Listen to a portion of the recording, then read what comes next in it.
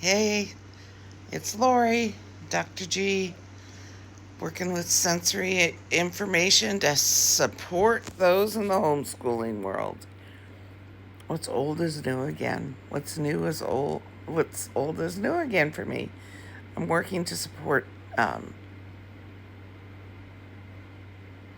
parents wanting to school from home and not really knowing where to start. And one of the things that came to mind as I'm trying to list, are you a beginner with this? Um, Self directed learning, because my target audience is the unschooling team. But building the bridge sometimes requires knowing where baseline is. And back in the 90s, we were working with constructs from design technology, early STEM, um, science, technology, engineering, and math. I now prefer STEAM, science, technology, engineering, art, math, as a way to help kids have some autonomy so that they're using inquiry-based learning instead of open your mouth and uh, or open your brain and let me pour things in. So I got all excited. I'm like, I have this tool called ChatGPT. I could type in, this is what we used to do, and I don't remember what it was called. And I got a whole list of resources that were helpful for me. So I'm learning constructs that, uh, relearning the names of them, inquiry based learning, um, problem, project based learning, and then self directed learning. And all three of those constructs, see, I could go into education speak like that. All three of those constructs create independent learning, create autonomy, and with the proper resources available for the parent and for the learner, we can scaffold that, build a bridge so that they can begin to work in that field. If you start with, I want to school from home, um, but I need a curriculum, that's a, and you plug into me that says, you know, you don't, but you do. Helping bridge the gap is what I would really like to be able to plug steps, or as my friend says, let's create some new boxes. What's this next box? Inquiry based learning. What does that look like? What does that allow? What does the parent need to be able to do? How can you support the learner? Where's the autonomy and competence built into that?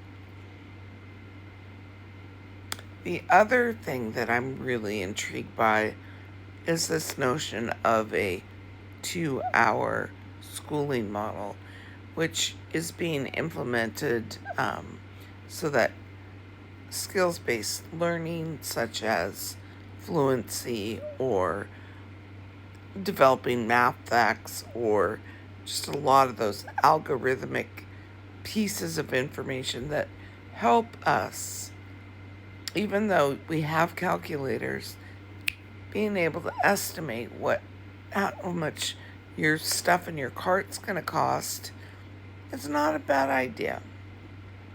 So skills like estimation and even touch typing or voice to text and editing, all of those things.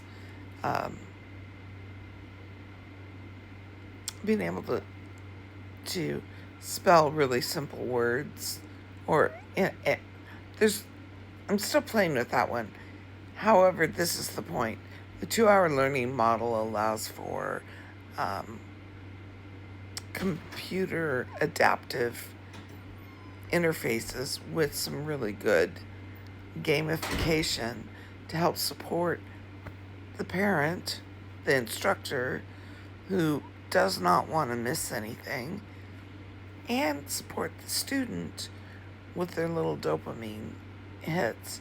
2 hours is too long for really young kids, and it's a great opportunity to begin building into them habits like, let's set your goal.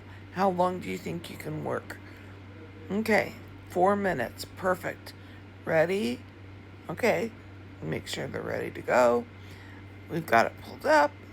Ready, set, go.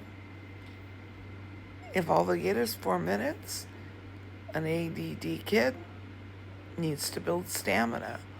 So, kind of all over everywhere right now, my nervous system is excited.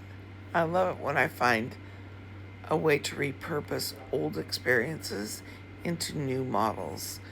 And so I'm in the thick of creating things, and I get a little bit randomized. But to feed my nervous system today, I made sure I was hydrated. I made sure I got some outside time. I made sure I got to create. I had time for input.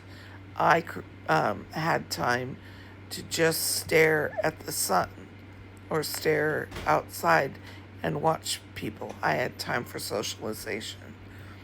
All those things are feeding my nervous system as I learn to move out of self-criticism and looking for problems about what I'm doing wrong and focusing more on what I wish to support others in seeing. Or if you think it, if you see it, if you hear it, whatever but learning to be able to choose, that's the old. The new says we get to begin again. And that's what I'm doing. And that's teaching. So teaching's not going away. Went out of my vocabulary. That's interesting. But guiding other people to explore and find those same things, that's kind of what I'm looking to be able to do right now.